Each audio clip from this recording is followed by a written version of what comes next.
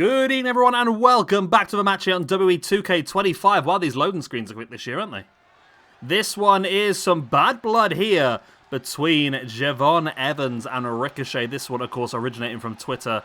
Ricochet has made a very good job recently of just really getting under people's skin on Twitter, and it is getting him some crazy engagement, including this young lad here, Javon Evans, really biting and going at him. And the pair that went back and forth, I mean, depending on what side of the fence you're on, who won, and this, that, and the other, but, I mean, it's just, for Ricochet, it's just building more into his heel character, isn't it, I suppose?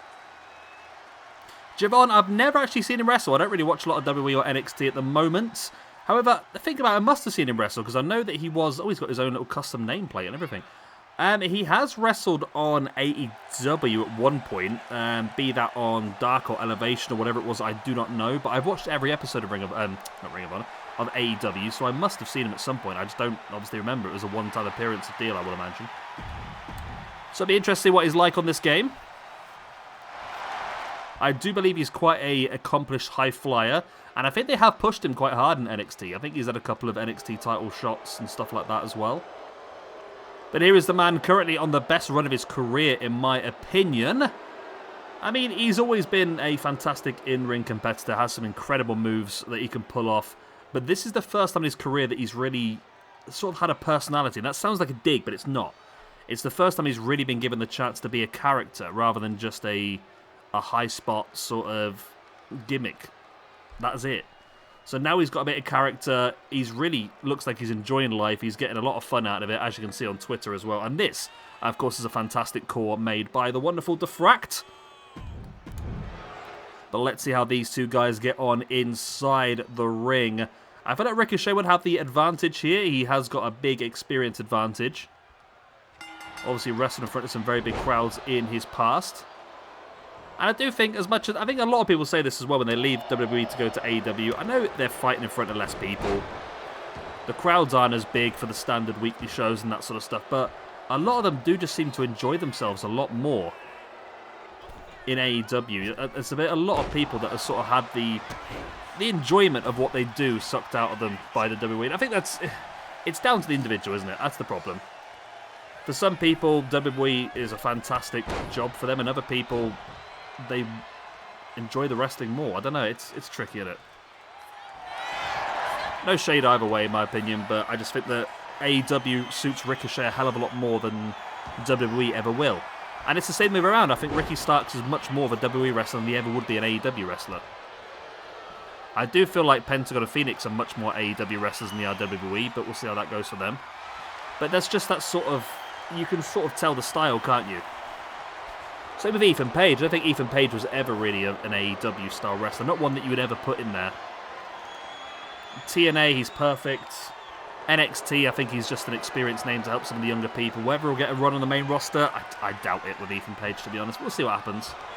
But Javon, I mean, I think he's very young. I think the future is definitely in his hands. He's had a big push in NXT, so I expect to see him up there at some point. What WWE do with him, though, is a different story, because a lot of these young cruiserweights don't often find a great amount of possibilities on the main roster. The fact they got rid of the Cruiserweight Championship baffles me again. They should bring back the Cruiserweight title, especially now they've got AAA. Bring back the Cruiserweight title to allow them to bring some of the AAA luchadors across. Allow people like Javon to win those sort of belts and maybe go over to AAA and defend them in front of the Mexican crowds. I think would be fantastic, but, you know, it's WWE, isn't it? I would like to see AEW have a Cruiserweight Championship as well, to be honest, but they do have a lot of championships anyway. I know people moan. I love a lot of championships, but I know a lot of people moan about how many there are. Because I think AEW should have a Women's Tag Team Championship as well, but obviously a cross Ring of Honor as well, but who knows. At the moment, a great German suplex there by Ricochet, who is definitely in control of this match at this point in time. Looking now to go for a springboard in with a clothesline. And Ricky in full control, going for the pin. For the 1, 2, only a 2 count. What's Ricochet got in his locker? He's going to head up high. This is quite a distance to travel, though. He's got a very muscular back, hasn't he? Went for the crossbody, caught, though, by Javon. Nice scoop slam. Now what has old Jevy got in his box? In with the elbow drop. And now he's heading up to the top, looking for that quick moonsault. Ricochet saw it coming, playing possum. What on earth was that?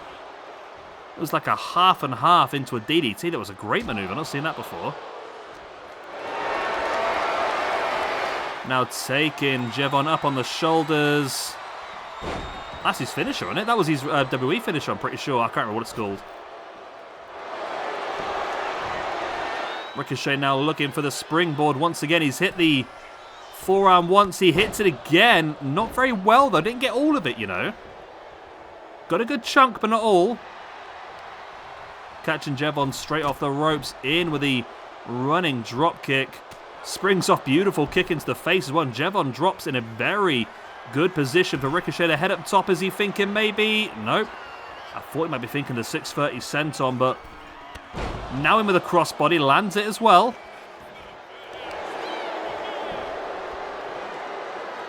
Ricochet now looking for the deadlift. German suplex. Bridges for the pin. 2. Only a 2 count.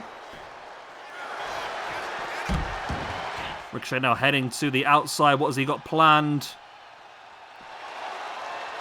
Bringing Jevon back up to a standing base. Back into the ring.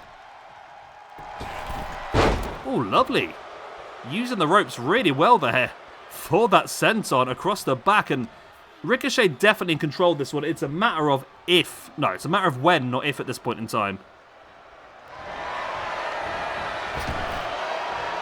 Ricochet lovely in with their head scissors takedown.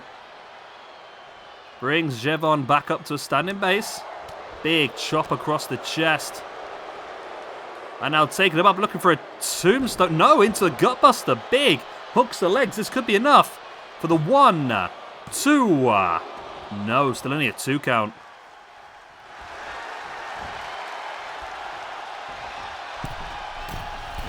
Ricochet up to the middle rope. Big missile dropkick. Jevon flies across the ring. Ricochet now seats in before a nice little neck breaker.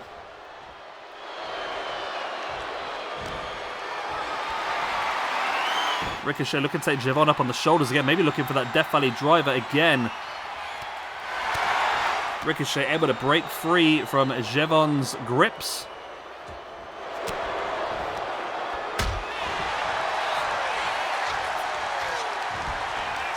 And now he's around the back of Ricochet, spins him round.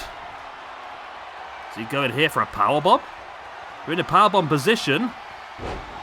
Running Liger bomb, beautiful. Back up to a standing base.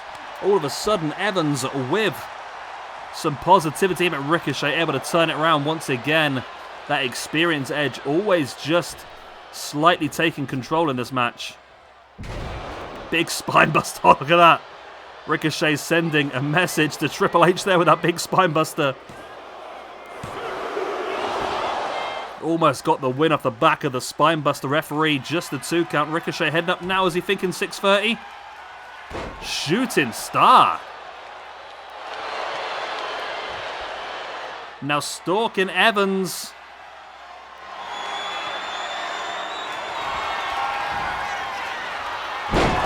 And it in with that. I don't know what that is. I've lost track of Ricochet's moveset, evidently. Either way, it's effective. That's what the hell it is. There is the win for Ricochet. And we will update our ranking system, which I've not touched in so bloody long. That was Jevon's debut. So that puts him straight down to a -1. Ricochet was on a -1 after 16 matches. That victory is going to move him up now to a 0. So Ricochet's still got quite a bit of work to do, but I think now he is in AEW and being effectively moved up to the upper mid-card. I think we could see a lot more from him moving forward.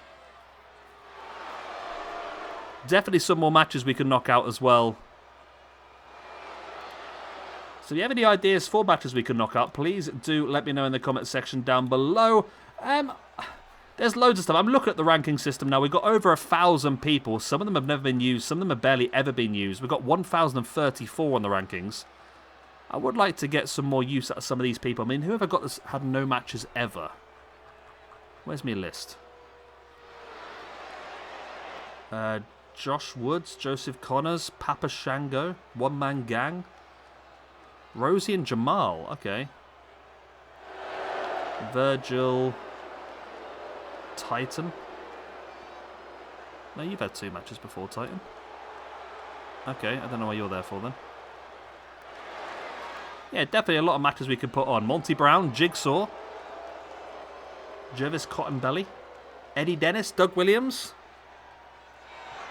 Chris Von Erich, Bram, Blue Demon Jr. There's loads of people we need to use. That's a very good match, apparently. Only 3 stars. That'll do us. Please do like and subscribe, all the other good stuff, and I'll see you again next time for another match here on WWE 2K25.